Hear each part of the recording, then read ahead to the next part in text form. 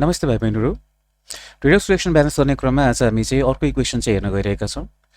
यो इक्वेसन अरूभन्दा फरक चाहिँ छ बिकज यहाँ हाइड्रोक्साइड आयन चाहिँ छ, यहाँनिर रिएक्सन बेसिक मिडियममा चाहिँ भइरहेको छ। सो यसमा केही स्टेप्सहरू चाहिँ एक्स्ट्रा चाहिँ हुनेछन्। हामीलाई पहिलो स्टेप हामीलाई सबैलाई थाहा छ।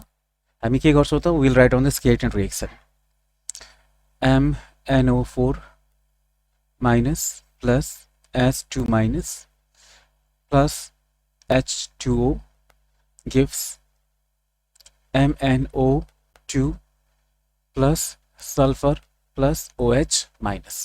सेकेन्ड स्टेप के हो त, यहाँबाट सबै एलिमेन्ट्सहरूको अक्सिडेसन नम्बर निकाल्ने र सिम्बलको म्याच चाहिँ लेख्ने। अक्सिजनको अक्सिडेसन कम्बाइन्ड स्टेटमा कति हुन्छ, -2। युजली सल्भ गरेर भने म्याग्निजको अक्सिडेसन कति आउँछ त, +7। सल्फर रेडिकलको फर्ममा चाहिँ छ।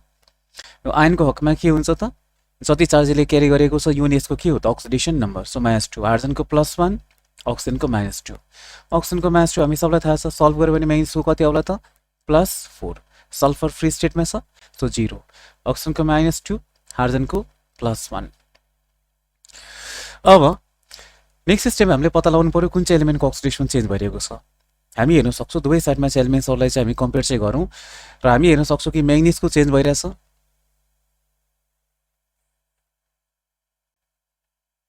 म्याग्निजको चेन्ज भइरहेछ, त्यसपछि सल्फरको चेन्ज भइरहेछ। ओके, अब म्याग्निज +7 बाट +1 गयो, यानि कि अक्सिडेसन घटिरहेछ र अक्सिडेसनबाट घट्नु भनेको के हो त, रिडक्सन। यानि कि म्याग्निज केमा गइरहेछ, रिडक्सनमा गइरहेको छ, रिडक्सन। सल्फर -2 बाट 0 मा गयो, सो अक्सिडेसनमा इन्क्रिज भइरहेको छ। इन्क्रिज इन अक्सिडेसन नम्बर भनेको के हो त, oxidation. So sulphur is undergoing what, oxidation. ठिक छ। फोर्थ स्टेपमा हामीले हेर्नु पर्यो कि जो फोर्थ स्टेपमा हामीले डिसिजन लिनुपर्ने छ कि कुनै पनि वस्तुलाई हामीले दुईपल्ट लेख्ने कि नलेख्ने। यसको लागि चाहिँ कुनै पनि वस्तुलाई दुईपल्ट लेख्नको लागि चाहिँ हाम्रो क्राइटेरिया के हो त, जुन चाहिँ एलिमेन्टको अक्सिडेसन चेन्ज भइरहेको छ त्यो एलिमेन्ट्सहरू चाहिँ कुनै एउटा साइडमा मल्टिपल टाइम्स आउनु पर्यो र अर्को साइडमा ओन्ली वन्स। अब यहाँ चाहिँ कुन चाहिँ एलिमेन्टको अक्सिडेसन चेन्ज भइरहेको छ त, म्याग्निज एन्ड सल्फर। ल हेरौँ त, म्याग्निज र सल्फर चाहिँ कुनै पनि साइडमा मल्टिपल टाइम्स आएको छ कि म्याग्निज अथवा सल्फर चाहिँ कुनै पनि साइडमा चाहिँ मोर देन वान रिएक्टेन्स अथवा मोर देन वान प्रोडक्ट्समा आएको छ त, एन्सर इज नो। सो यहाँ रिपिट गर्ने काम चाहिँ छैन। Okay, now next step number 5। Step number 5 मा चाहिँ हामीले हेर्नु पर्यो कि जुन चाहिँ एलिमेन्टको अक्सिडेसन चेन्ज भइरहेको छ तिनीहरूको एटमको सङ्ख्या प्रोडक्टमा बढी त छैन। यदि प्रोडक्टमा बढी छ भने अहिले नै ब्यालेन्स गर्नु पर्यो। अब कुन चाहिँ एलिमेन्टको अक्सिडेसन चेन्ज भइरहेको छ त, म्याग्निज र सल्फर। के म्याग्निज अथवा सल्फर एटम्सहरूको हेर त सङ्ख्या प्रोडक्टमा बढी छ, छैन त। म्याग्निजको यहाँ प्रोडक्सनमा कति छ, एउटा। रिएक्टेन्टमा पनि कति छ त, एउटा। सल्फरको प्रोडक्सनमा एटमको सङ्ख्या कति छ, एउटा। रिएक्टेन्टमा कति छ त, एउटा। So neither manganese nor sulfur atoms are more on the product side. So step number 5 पनि काम लागेन। अब स्टेप नम्बर 6 मा चाहिँ जाउँ। स्टेप नम्बर 6 मा हामीले के गर्नु पर्यो, इन्क्रिज इन डिक्रिज इन अक्सिडेसनमा निकाल्नु पर्यो र क्रिस क्रस मल्टिप्लिकेसनबाट चाहिँ तिनीहरूलाई इक्वेट चाहिँ गर्नु पर्यो। अब म्याग्निज रिडक्समा गइरहेछ, यानि कि म्याग्निजको अक्सिडेसनमा के भइरहेछ, घटिरहेछ। ओके, सल्फरमा अक्सिडेसनमा गइरहेको छ, सो अक्सिडेसनमा के भइरहेछ त, बढिरहेछ।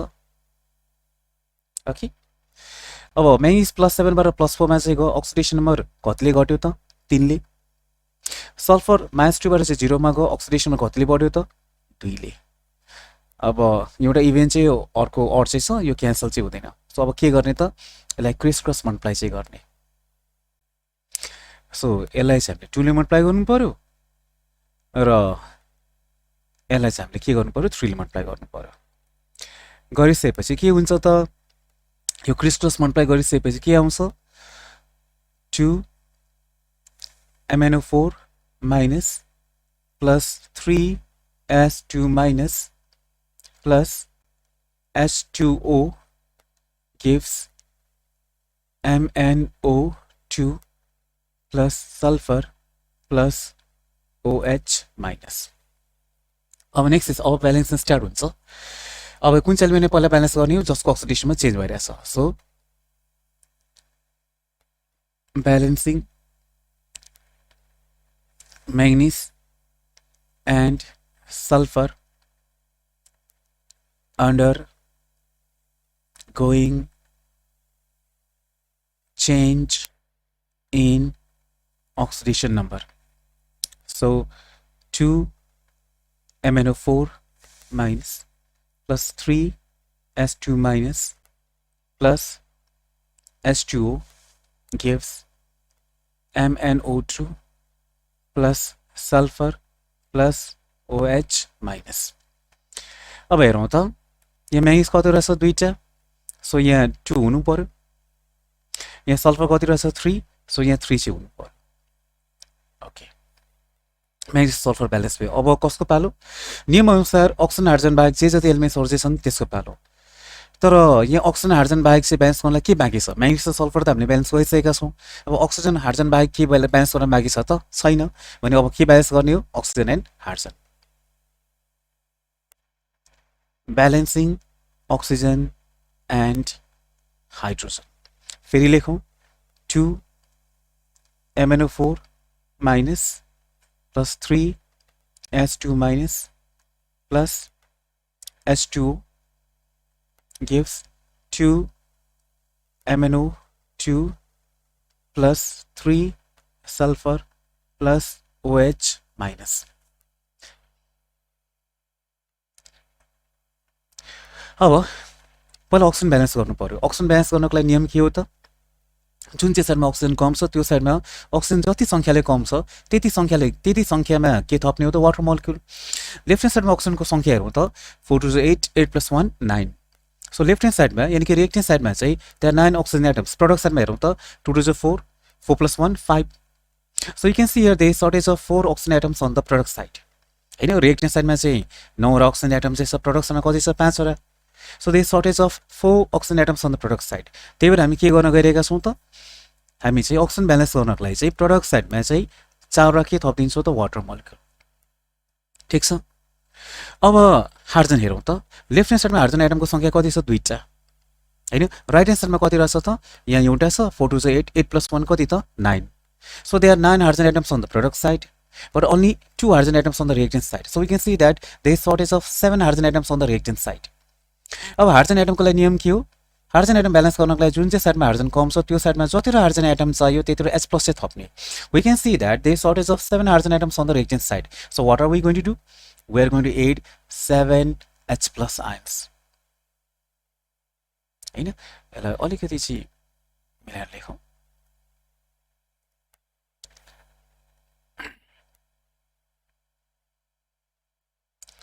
Okay, so there is shortage of 7 hydrogen atoms on the reactant side. So हामी के गर्छौँ? 7 H+ चाहिँ थपिदिन्छौँ. Okay, so hydrogen also balanced. So we can see here that equation is balanced. Everything is balanced. हैन, तर हाम्रो चाहिँ मूल इक्वेसनमा हेर त लेफ्ट ह्यान्ड साइडमा चाहिँ H+ छ त? छैन नि त. हैन र? तर यहाँ चाहिँ लेफ्ट ह्यान्ड साइडमा H+ आइसकेको छ नि त. ओके, र हाम्रो रिएक्सन चाहिँ हाम्रो चाहिँ यु क्यान सी हियर यहाँ OH- चाहिँ छ. सो जुन चाहिँ हामीले ब्यालेन्स इक्वेसन निकालेका छौँ त्यसलाई चाहिँ मूल इक्वेसनसँग कम्पेयर चाहिँ गर्यो भने you can see that there is no H+ ion. Okay, in the main reaction. So हामीले यो H+ चाहिँ न्युट्रलाइज चाहिँ गर्नु पर्यो. It has to be neutralised. Okay, so H+ चाहिँ न्युट्रलाइज गर्न के गर्ने त? OH- चाहिँ थप्ने. कतिवटा OH- थप्ने, जतिवटा H+ चाहिँ छ कुन चाहिँ साइडमा? दुवै साइडमा. So 2 MnO4- plus 3 H2- plus H2O plus 7 H+ plus 7 OH-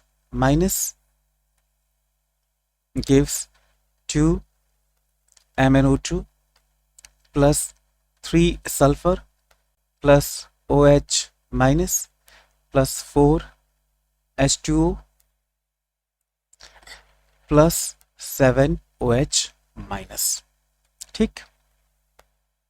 okay, so हामीले चाहिँ H+ चाहिँ न्युट्रलाइज गर्नको लागि 7 र OH- चाहिँ थपेका छौँ. दुवै साइडमा हामीले थप्दियौँ. नाउ H+ र OH- कम्बाइन भएर के बनाउँछ त? वाटर बनाउँछ. That will have to do. So 2 MnO4- plus 3 H2- plus H2O plus अब एउटा H+ र एउटा OH- कम्बाइन भएर एउटा वाटर मोलिक्युल बनाउँछ भने 7 र H+ र 7 र OH- कम्बाइन भएर कतिवटा वाटर मोलिक्युल बनाउला त? 7 वटा. ओके, त्यसपछि 2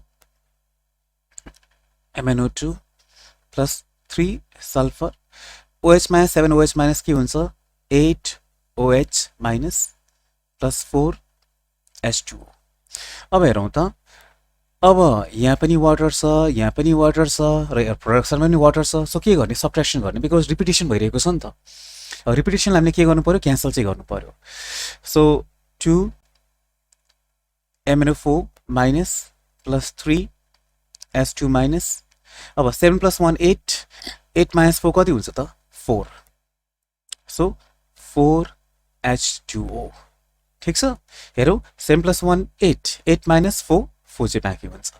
so 2MnO2 plus 3 sulphur and 8 OH minus, balanced equation. Okay, so यहाँ चाहिँ हामीले बुझिदिनु पर्यो कि हाम्रो चाहिँ मूल इक्वेसनमा चाहिँ के छ त, मूल इक्वेसनमा OH माइनस चाहिँ छ है, होइन?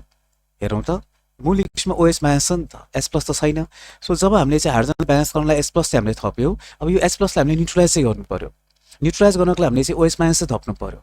कतिवटा OH माइनस थप्ने त, जतिवटा H प्लस चाहिँ छ, र कुन चाहिँ साइडमा थप्ने, दुवै साइडमा थप्ने। हेर, रिएक्टेन्ट साइडमा हामीले 7 OH माइनस चाहिँ थप्यो, प्रोडक्ट साइडमा पनि हामीले के गर्यो, 7 OH माइनस चाहिँ थप्यो। त्यसपछि H प्लस OH माइनसलाई कम्बाइन गरेर के बनाउने, वाटर चाहिँ बनाउने।